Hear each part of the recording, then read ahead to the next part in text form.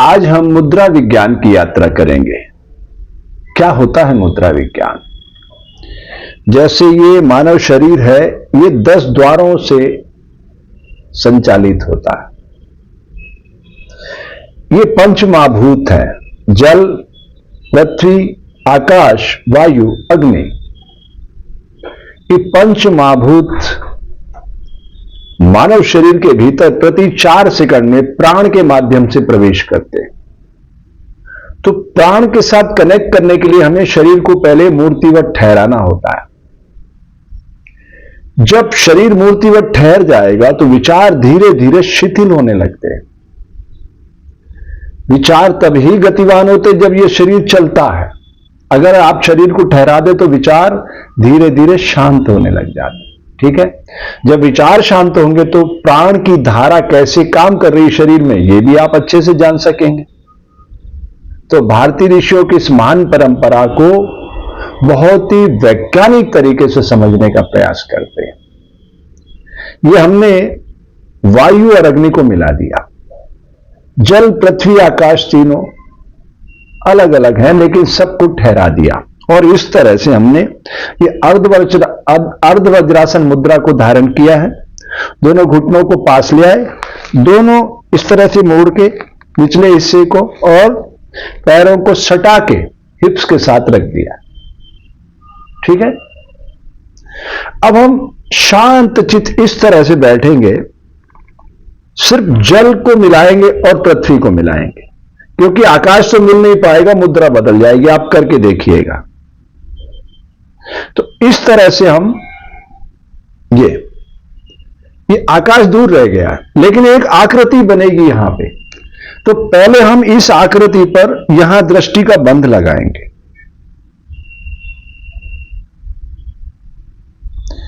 फिर वहां से धीरे धीरे दृष्टि के बंध को नासिका के अग्रभाग पे लाएंगे और फिर धीरे धीरे पलकों को बंद कर लेंगे। तो आपके आज्ञा चक्र पर एक आकृति उभरेगी। बस उस आकृति को पहले फिलहाल पढ़ना है। ठीक है, तो यात्रा शुरू करने सब मैं फिर से दोहराता हूं, योग इज 1 to 1। प्रकृति ने हर शरीर को अलग क्षमता से प्रकट किया है, लेकिन मोटे तौर पर इसकी जो समयावधि है वो कम से कम 24 मिनट है। पर मैं ये नहीं कह रहा कि आज ही आप 24 मिनट कर लीजिए, अभ्यास धीरे धीरे बढ़ाना चाहिए। तो सबसे पहले हमें दृष्टि का बंध लगाना सीखना है, मतलब ये दृष्टि में ठहराव आ जाए इस तरीके से। ठीक है, तो इस तरीके से हमने मुद्रा बना ली है। ये इस तरीके से मुद्रा बनाना है और फिर दोनों घुटनों के पास में ले जाकर के जहां से आपको लगता है कि नासिका से सीधा मैं उस द्वार पे देख सकता हूं जो जल और पृथ्वी के बीच में बना है, बस ऐसी आकृति आपको बनाकर ठहरा देना है।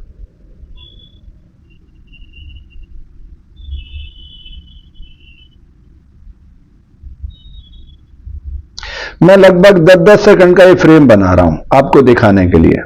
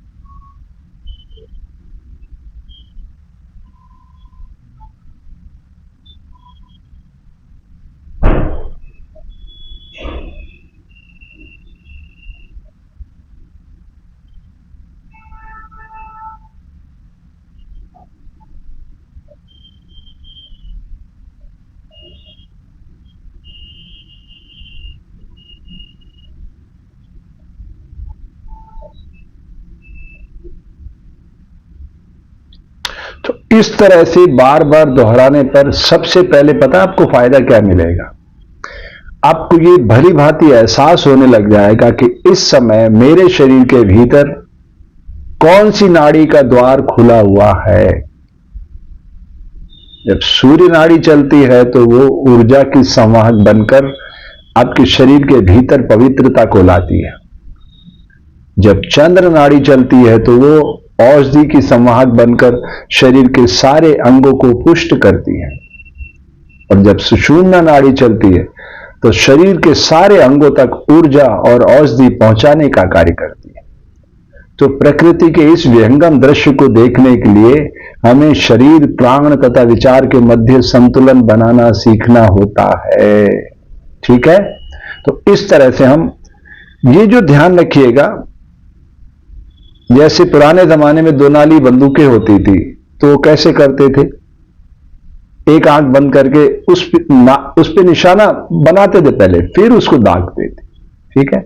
अब तो हाईटेक जमाना है, लेकिन आदि मानव के जमाने में जो ग्रंथ लिखे गए उसे अपडेट करने के लिए मैं आपको बिल्कुल सिंपल सूत्र दे रहा हूं। इस तरह से आप पहले स्थूल शरीर को है ना, पूरे शरीर को बाहर से पढ़ने की कोशिश करिए।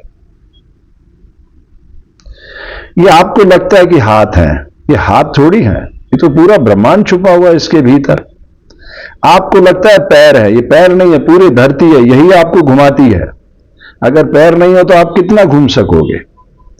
तो प्रकृति के इस अलौकिक अद्भुत संयोजन को देखने के लिए हमें मन की आंखों को खोलना पड़ता है, और वो तभी खुलती है जब शरीर को आप ठहराना सीख जाते हैं। मैं फिर से आपको याद दिलाता हूं, एंगल धरती के पास है, स्टेबिलिटी सूर्य के पास है, ब्रीदिंग जल के पास है, आने और जाने का सिलसिला पानी के पास है। वो धरती के आंचल को छुएगा, फिर आसमान तक पहुंचेगा। वायु तो अदृश्य, उसे कैसे पकड़ेंगे आप? और अग्नि का प्रतिनिधि सूर्य है, युगों युगों से युगांतरकारी वो प्रकाश का पुंज बना हुआ है। ठीक है? तो सारा खेल ही इस योग में इस पंच महाभूत के साथ जोड़ने का है।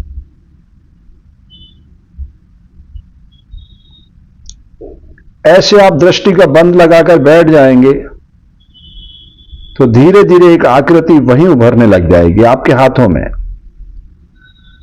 फिर उस आकृति को आपको नासिका के अग्रभाग तक लेके आना है ना, सूक्ष्म जगत तक लेके आना है, और फिर कारण जगत में आपको उसको देखना है।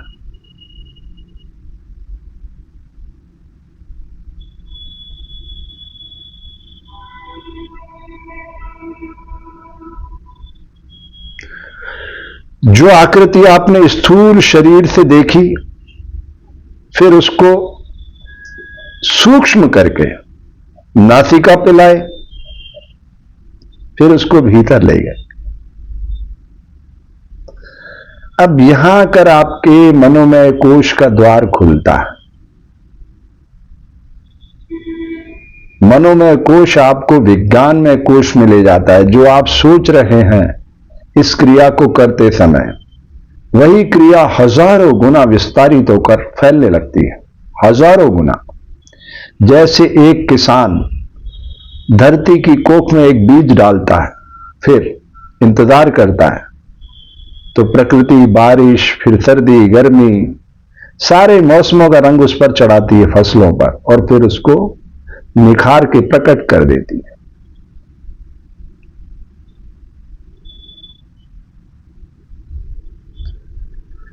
बस ऐसे ही मेरे भाई बहन, जीवन एक प्रतिध्वनि है, देर सवेर सब कुछ हमारे पास ही लौट कर आता है। जो भी हम प्रकृति की बगिया में समाहित करते हैं, सब कुछ वैसा का वैसा ही लौट कर हमारे पास आता है, हजारों गुना।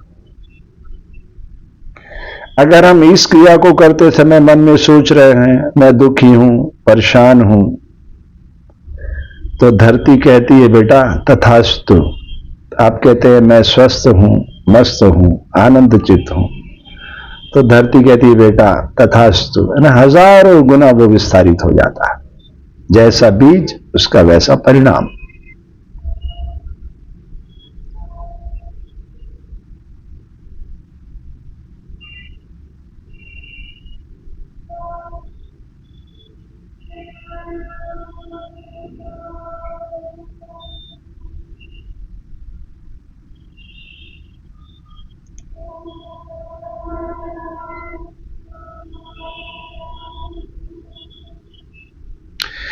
इस मुद्रा को आत्मसात करने पर आपका आमाशय यानी पेट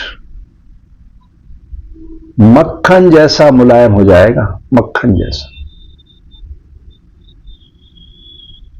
इसे आसनों में अर्ध वज्रासन के रूप में भी इस्तेमाल किया जाता है, इस आसन को। और इसके साथ मैंने मुद्रा विज्ञान जोड़ दिया, यानी कॉम्बो पैक है आपके लिए। आपका पेट भी मुलायम हो जाएगा और मुद्रा विज्ञान के जरिए आप अपने भीतर छुपी शक्तियों से मुलाकात भी कर सकेंगे। ठीक है, इसकी समयावधि है 24 मिनट पर। मैं फिर से दोहराता हूं, अभ्यास धीरे धीरे ही बढ़ाना चाहिए। कई लोग तो 1 मिनट भी नहीं बैठ पाते। तो हर शरीर की अपनी अपनी क्षमता है, कई कारण हो सकते हैं उसमें, है ना।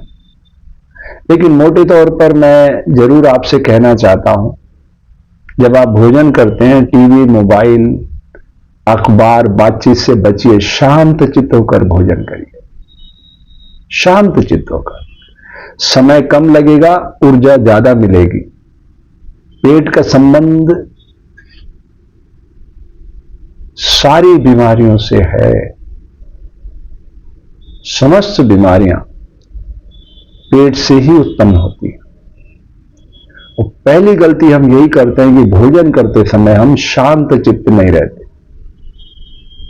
और जब शांत नहीं होंगे तो भोजन भी जल्दी जल्दी करेंगे। आपको ऐसा लगता है कि शांत चित्त होकर भोजन करने पर समय ज्यादा लगता है, यह आपकी भ्रांत धारणा है। भोजन जब आप करेंगे और सारी चीजों से आपका दिमाग हट जाएगा तो समय कम लगेगा। आप प्रयोग करके देखिए, ऊर्जा बहुत मिलेगी, क्योंकि भूख का संबंध आपके पेट से नहीं है, आपके दिमाग से है। और जब दिमाग शांत हो जाएगा और भोजन आप प्रॉपर चू करेंगे तो तृप्त हो जाएगा वो। अगले 12 घंटे तक आपका कुछ भी खाने पीने का मन नहीं करेगा। इतना प्रभावशाली है ये, आप करके तो देखिए। फिर दोनों समय अपने आप आपका पेट भी साफ होने लग जाएगा, और पेट साफ हुआ तो आपका दिमाग शांत रहने लग जाएगा।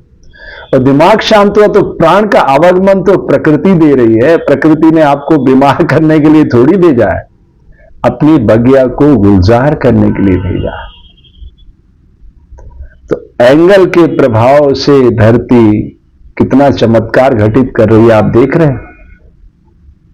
90 डिग्री एंगल पर पेड़ को खड़ा कर देती है धरती मां, घूमती हुई, और उस पेड़ को, उसकी हर पत्ती को ऑक्सीजन की फैक्ट्री में तब्दील कर देती है सूर्य के संपर्क से। छाया देगा वो पेड़, फल देगा, औषधि देगा, वृष्टि को बुलाएगा, पानी साफ करेगा, धरती की कोख में उतारेगा, उलीच कर हमारे अधरों तक पहुंचाएगा, और मरने के बाद फर्नीचर बन जाएगा। इतना बड़ा दानदाता। 90 डिग्री एंगल का प्रभाव कमाल है। और मानव शरीर इसी एंगल पर चलता फिरता है। तो हमारी जिम्मेदारी पेड़ से बड़ी है या छोटी है? जरा गहराई से सोचिए। भारतीय ऋषियों ने कितना अलौकिक ज्ञान आपके लिए प्रस्तुत किया है। एक बार 24 मिनट इस मुद्रा को धारण करके शांत चित्त, यानी इसको 3 पार्ट कर लीजिए आप। 8 मिनट इस तरह से,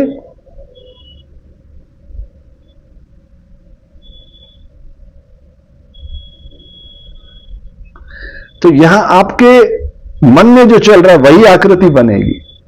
अब मेरे मन में तो सूर्य भगवान को देख रहा हूं, क्योंकि मैंने सेफ्रॉन कलर डाल रखा है, और सूर्य भगवान यही सेफ्रॉन कलर डाल के सुबह सुबह आते हैं। मैं उनसे रोज मिलता हूं, उनसे बात करता हूं। फिर वो शांत भी इसी रस में होते हैं ना, जब सूर्यास्त होता है तब भी इसी कलर में होते हैं। तो सारे वायुमंडल में एंटीऑक्सीडेंट स्प्रे करने वाला ये कलर जगत को प्रकाशित करने के लिए भारतीय ऋषियों ने वस्त्र के रूप में शरीर को धारण किया।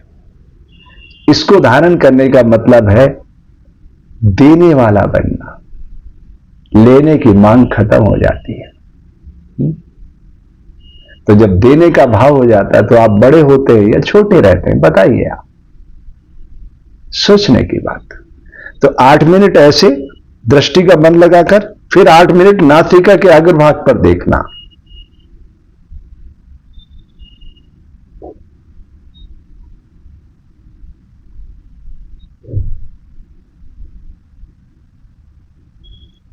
और फिर 8 मिनट आंख बंद करके बैठ जाना।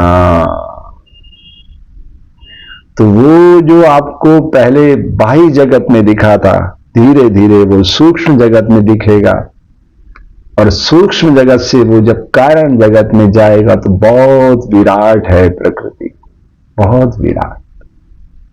हमारा अस्तित्व जो है इस प्रकृति की बगिया में वर्षा की बूंदों के समान है, बस इससे अधिक कुछ भी नहीं। सामाजिक व्यवस्था में आप कुछ भी बन जाएं, लेकिन प्रकृति की बगिया में आपकी उपस्थिति वर्षा की बूंदों से अधिक नहीं है। इसलिए मेरी आप सबसे प्रार्थना है, आओ भारत की इस पवित्र भूमि से जन जन के भीतर सुप्त विवेकानंद को जगाएं और एक नए भारत का निर्माण करें जो सारी दुनिया को अमन, चैन, सुख, शांति का पैगाम दे सके। इन्हीं पवित्र भावनाओं के साथ आपके मंगल की कामना करता हूं। अभी तक आपने हमारा YouTube चैनल सब्सक्राइब नहीं किया तो कर लीजिए। ये एक अभियान है इस धरती पे हंसते खेलते मानव को प्रकट करने का। ठीक है, पुनः आपके मंगल की कामना करता हूं।